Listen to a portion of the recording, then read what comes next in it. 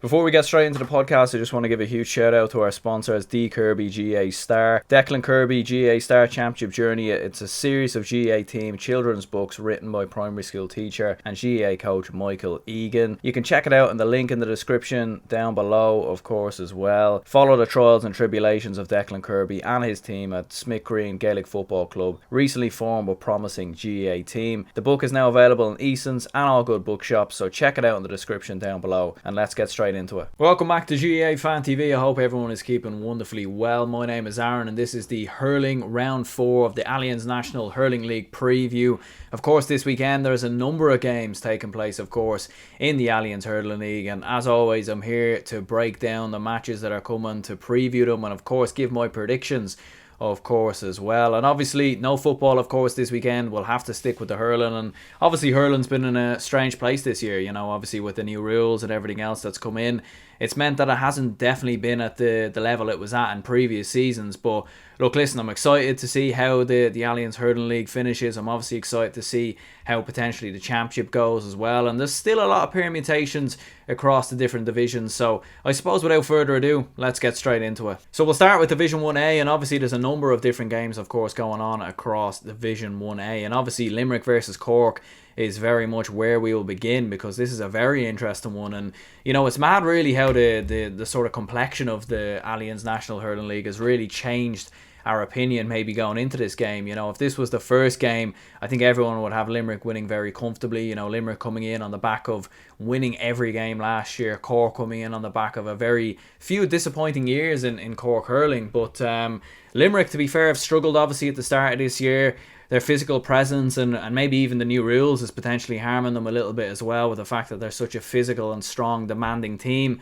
It is just the National League though, and they have made a couple of changes. Like, you're looking at the Limerick side that obviously lined up against Waterford, and Aaron Glan only newly came back into the side recently. You've Peter Casey who's come back into the team. Seamus Flanagan is starting, and I think has actually been very impressive. He hit 2 points before his red card, obviously, against Waterford, and obviously got a goal as well against Galway. He's been impressive at different times. But you know, you have the likes of Conor Boylan coming into the side. They've been trying different midfield pairings in there as well, like Richie English has come back into the side, Barry O'Grady as well, so Brian O'Grady I should say. So they are trying different things out, they are trying to test different things out obviously at the moment, and they're just not up to full speed yet. And I think on the other hand side of things though, for Limerick, it is just about getting up to full speed for the championship. You know, that will be their main aim, because obviously now they know they can't win the league. You know, they're not going to finish in the first position, and they're not going to get relegated, let's be honest. Like, they won't get beaten by Westmeath next weekend. So I think for them it's about getting up to speed, and obviously they play Cork in the opening day of the championship in a month's time, so it'll be very interesting to see here. I think for both teams, they won't want to play their hand. And again, I know the term shadow boxing has been overly used in many ways when talking about the National Hurling League, but I think it definitely applies here, because I can't see both teams going full tilt. I really can't, especially with just such an important championship game. And to be fair to Cork, like, they have had Limerick's number a little bit over the past couple of years. I believe they drew with them in the league last year. Of course, they beat them in the round robin, of course, in 2019. And even in 2018, ran them very, very close as well. So Cork coming into this game definitely with a lot of momentum. They've scored 14 goals in their opening 3 games. They've had 8 different scores in terms of the goals as well. You're looking at Tim O'Mahony at wing back, who's been absolutely fantastic at getting forward, overlapping runs, very dynamic in the way they play. They move the ball very quickly. Very modern style of hurling that we've seen a lot of teams adapt, even Limerick adapt as well, of course. They move the ball very quickly, overlapping wing backs, and of course take those goal opportunities when they come. And obviously Darragh Fitzgibbon in midfield has been fantastic. Been really impressed with Alan Connolly coming into the side, and Patrick Horgan, as always, one of the best hurlers in the country without doubt. So I'm going to go with Cork to win this by 4. I just think Limerick are not going to be up to full speed. I think with John Kiley in particular, he'll probably try a couple of things out in this game. I think all the focus will head towards the championship. And I actually think as well, losing this game probably won't do them any harm, because I think a lot of people might even write them off then going into the Munster Championship, and that's probably when Limerick will turn up in that Cork game, obviously in a month's time. So I'm going to go with Cork to win by 4 points. I think they'll cause Limerick a couple of problems defensively. They'll probably get a lot of frees, which we've seen obviously in a lot of the games as well. So Cork to win by 4. We've then got Westmeath versus Tipperary, and it's always going to be tough for Westmeath, let's be honest. Obviously coming in on the back of an absolute hammering by Cork, who obviously hit 7 goals against them in the last game. They conceded 5 against Galway. They were impressive against Waterford, albeit Waterford made a lot of changes in that game. It was always going to be tough for them in this division. Like, let's be honest, I think it doesn't take a genius to predict that they were very much always going to lose every game. And, you know, Kieran Doyle, Killian Doyle as well have both been two of their top players. Obviously, Killian Doyle, since coming back from England, has been brilliant, and he was fantastic in the Waterford game. Really just set the tempo for that Waterford side. And I think their focus will go on the Joe McDonagh, though. I think that is going to be their main focus. That's going to be what their main goal is, what their main aim is. And, you know, look, listen, for Tipperary, obviously, big win, obviously, against the Tribesmen last time out. Their first win of the season. Still unbeaten. Still, as well, relying a lot, actually, on some of the older guard, the likes of your Noel McGraths and your John McGraths. I really expect the Tipperary to make a few more changes, maybe bring through some of the underage stars and whatnot, and they haven't really done that. They seem very reliant on some of the older lads. And look, listen, they did the job last week. Obviously, they still have Shamie Callan to come back into the side as well, and Noel McGrath looking more like his old self in the Galway game, hitting 1-2. And even Michael Breen, who came off the bench, actually looked quite impressive as well. I believe he hit 3 points. So I think Tipperary will win it by 10 points. I think it will be double-digit scores, let's be honest. And I actually expect that this will probably be the game where Liam Sheedy will definitely try different things out and definitely have to try some of the younger lads out, because I don't think Tipperary can finish top, in my opinion. I think they're a little bit behind Cork and Galway possibly as well. I mean, it's not impossible, but probably a bit unlikely. So yeah, I'm going to go with them to win by double digits. And I suppose for Westmeath, it's just all now focusing on the Joe McDonagh Cup in a month's time. And as for Galway, we were just speaking about them, of course. They take on Waterford. Galway obviously finished the Tipperary game. You know, they obviously didn't start the likes of Evan Nyland, Cathal Mannion, Jarlath Mannion. So they made a lot of changes going into that Tipperary game. Obviously, the manager trying a few different things out, trying to make a couple of different changes. Joe Cannon's obviously come into the midfield, with the fact that Evan Nyland is obviously occupying the position in the forward. So I think physically Galway are probably the closest to Limerick, but they are playing more Limerick's game at times. They played Limerick at their own game in that Limerick match, and that was kind of what saw them through. You know, they're definitely probably the closest to beating a Limerick. You certainly wouldn't want to write off Tipperary or Cork either. But as for Waterford coming into this game, like, huge win over Limerick, just psychologically to get that win, to right that wrong, obviously, of the All-Ireland final and the Munster final. And obviously it is a National League game. You know, if Waterford get beat by Limerick in the Championship again this year, they won't be jumping around with the fact that they beat them in the league. You know, the Championship is the most important thing. And they did look a lot more like themselves, actually, in the Limerick game. I was very impressed with Jack Fagan in particular in midfield. He was absolutely brilliant. Won a lot of ball in midfield, won a lot of high balls as well, and obviously got on the end of that goal as well, found himself in the right position at the right time. Austin Gleeson's obviously reverted to more of a midfield role. That's more where we'd like to see Austin Gleeson personally. I think that's where he plays his best hurling. So I think for Waterford, they're moving in the right direction after that Limerick win. It looked a little bit worrying maybe after the first game when they got absolutely demolished really by Cork. But they are moving in the right direction again after that Limerick win. And certainly this game is going to be very, very close. I think Waterford will try and really run at Galway, cause a lot of problems with the likes of Desi Hutchinson on one side and obviously Stephen Bennett on the other. But I think Galway will want to right the wrong of that Tipperary loss. I expect some of their top players to come back into the side, the likes of Evan Nyland, the likes of Joe Canning, you know, being more up to speed obviously now as well. And of course, obviously, Cathal Mannion as well. I think he'll be fantastic in that midfield for Galway. So I'm going to go with Galway to win by 2 points. So we'll move on to Division 1B, and first of all we have Antrim versus Wexford. I suppose that Antrim in particular, obviously, they probably didn't seem a full tilt really in that Dublin game when they got beaten by 8 points, and it's probably another situation again where, of course, we obviously discussed Cork coming up against Limerick and the fact that those two meet each other in the Championship. I think it was actually very similar, as a matter of fact, in this game between Antrim and Dublin. But they obviously take on Wexford, who certainly weren't at their absolute best, obviously, against Kilkenny. They were certainly a little bit... They looked very leggy, like, let's be honest. They looked very leggy, and Obviously, the whole COVID situation there has massively disrupted them, and we don't know the situation with them in regards to training, and we don't know really what level they're at, really, considering that game. I think it was a bit of a nothing game in many ways. I think the odds of Wexford beating Kilkenny that day must have been very low going in, and I suppose in terms of this game, obviously Antrim, obviously they floated a lot of long balls into the likes of Kieran Clark and McManus against the Dubs. Didn't really have a lot of joy with it. Dublin done a very good job. The likes of Owen O'Donnell in there was fantastic. And they struggled to deal with Dara Gray actually at wing-back, who I thought was brilliant for Dublin.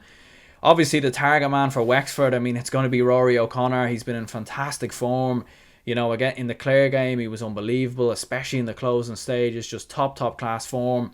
And when you have him in form, you always have a chance. And when you have Lee Chin, who's fit and available, Wexford are always looking very, very good. And to be fair, Gavin Bailey's actually been brilliant at wing-back for Wexford as well. He's caused a lot of problems in the Clare game, and was brilliant against Laois as well. So I think for Wexford and Antrim, it's going to be very, very close. I really can't call it, to be honest with you, because are Wexford going to be more up to speed? Are they still going to be a little bit jaded?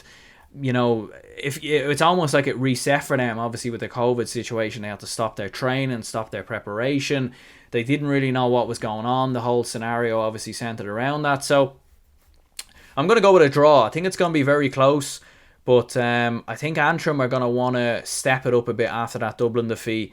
And I think, yeah, I'm going to go with a draw here. You've then got Dublin and Clare, and I suppose a big game for either side. And I suppose, interesting enough, both teams actually coming in with a bit of momentum after some poor defeats, obviously, at the start of the season. Dublin losing to Kilkenny, and obviously Clare having those defeats to both Antrim and Clare. Both sides obviously got a win over Laois, and of course Dublin got their victory, of course, last weekend. Another victory, of course, over Antrim last weekend. And you know, from a Dublin point of view, I was very impressed with Dublin actually in the Antrim game. I thought we'd done a really, really good job. We've done our homework actually on Antrim and on some of the threats that they have, and the likes of Kieran Clark, who's a massive goal threat, really creates space inside that full forward line, and even on Neil McManus, and you know, as well, and Conor McCann and some of these other lads. So I think we've done a good job. Like I said before, the likes of Owen O'Donnell and Dara Gray were fantastic, and obviously Donald Burke has been one of the top hurlers in Dublin, of course, over the past couple of seasons. And to be fair, what I was most impressed with in this game is that we actually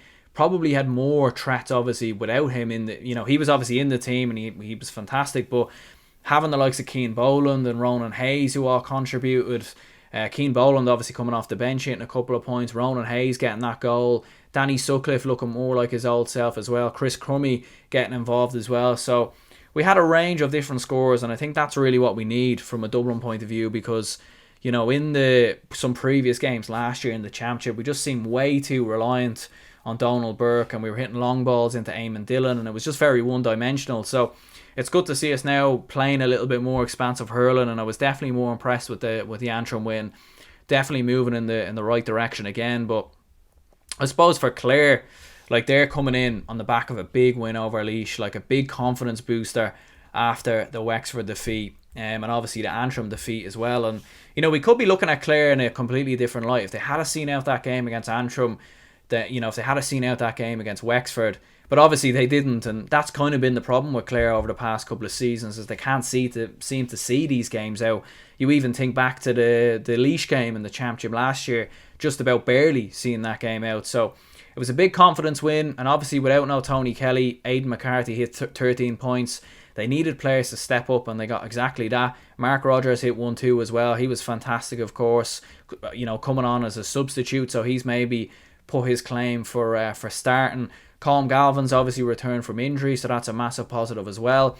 And I think the break will do exactly what Clare need. Obviously with the issues behind the scenes, and they were saying even there might be a COVID case or a close contact in the Clare panel. So some very, very interesting things going on in the background with Clare, and it was good for them to right the wrong with a very convincing and commanding win over Laois by 13 points. And I think for Clare, obviously, will they have Tony Kelly back? I don't think he'll be risked for this game. I'd imagine they'll probably want to wrap him in cotton wool by the time the Championship comes around. But I think it'll be a close game, and I think ultimately I'm going to go with Clare to win out by 2 points. I think they're carrying a bit of momentum going into this one, and it'll be interesting to see how Dublin's defence deal with the likes of Aidan McCarthy, Shane O'Donnell as well, Aaron Shanahan.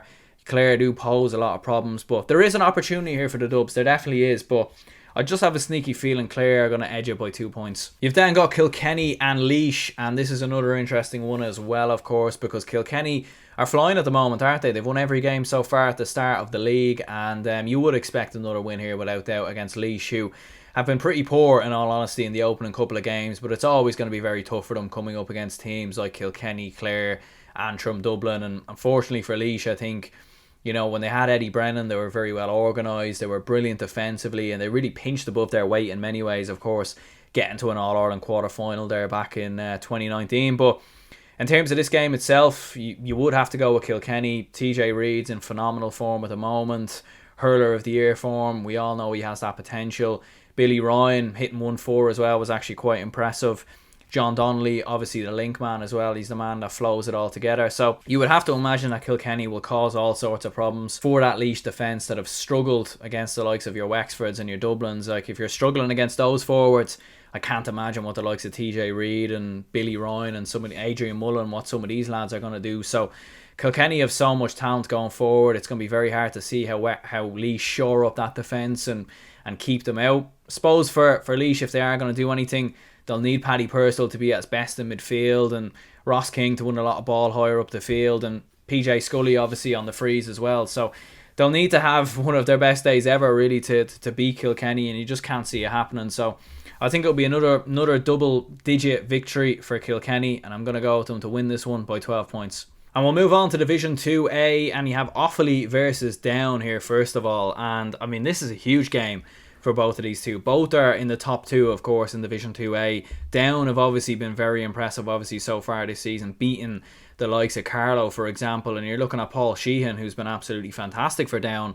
Obviously, for Offaly, they've really kicked on. You know, we all know the potential with Offaly and hurling. They're a very, very good team. They really shouldn't be at Christie Ring Cup level, like, let's be honest. A lot of very, very talented hurlers. So definitely things are moving in the right direction again. Owen Cahill, Liam Langton looking brilliant. So we'll go with an Offaly win there by 3 points. Although Offaly have racked up some very, very high scores, I do think Down will give them a close test, I think, in this game. Carlow and Kerry or Kerry and Wicklow, I should say. Kerry should be winning that one, you know, put themselves back in the contention for a first position. Obviously, they would need Offaly to slip up somewhere along the way, but obviously somewhere along the way Offaly and Down are going to drop points as well with them two playing each other. So a chance for Kerry to get back in, and you would expect them to win that game quite comfortably. So I reckon they'll win that by 8 or 9 points, I'd say. And you've obviously got Meath and Carlow as well. Carlow have been very disappointing, haven't they? You know, just one win from their 3 games, 2 defeats in there. They've looked far from convincing even in the games they have won. So, you know, you'd be looking at Carlow really to try and step it up here a bit. You know, they were obviously a Joe McDonagh Cup team not too long ago. They were a Division 1 team as well, of course. So a lot of expectation on Carlow to really try and get back up to that level. And coming up against a Meath side who are very resolute, they're very good defensively, they'll give you a game and they'll make it tough for you. So I'm going to go with Carlow to edge you by a couple of points, but I'm sure Meath will push very closely and make this a contest. You've got a couple of games in Division 2B to speak about. Now, obviously, I haven't seen too many of these teams play, of course. You've got Derry and Donegal, Roscommon and Kildare. I watched Kildare against Donegal, actually, when those two sides played each other, and I thought Kildare were absolutely fantastic. You know, the likes of Jack Sheridan and their really, really top-class hurler altogether. And you would expect them to beat Roscommon quite convincingly. Like, let's be honest, Roscommon have lost both their 2 games, and Kildare have won both their 2 games, and they have a score difference of plus 42. So that tells you a lot about how convincingly they've won those 2 games. Big game for Donegal. Derry have obviously struggled. They lost their opening 2 matches, which is a bit of a surprise. I would have had Derry a little bit higher up in the table, but I think it's a massive opportunity for Donegal to put themselves in with a chance potentially of promotion. They're not a million miles away. They'd probably need Kildare to slip up somewhere else along the way, but it'd be huge for Donegal to make it 3 wins. So big opportunity for them, you'd have to say, and it's going to be interesting to see how it does, of course, all pan out in Division 2B. Anyway, lads, that's been the hurling preview, of course, ahead of this weekend's games. Do let me know down in the comments below who you do think will come out on top in some of the different Allianz National Hurling League games, of course, across Division 1A, 1B, 2A and 2B. Certainly a lot of very close games, certainly a lot of very interesting encounters indeed, and I'll certainly be keeping close tabs on a lot of the games this weekend as always. Yeah, thanks anyone who tuned into the video anyways. Do leave a like and subscribe if you haven't already, and I'll see you later.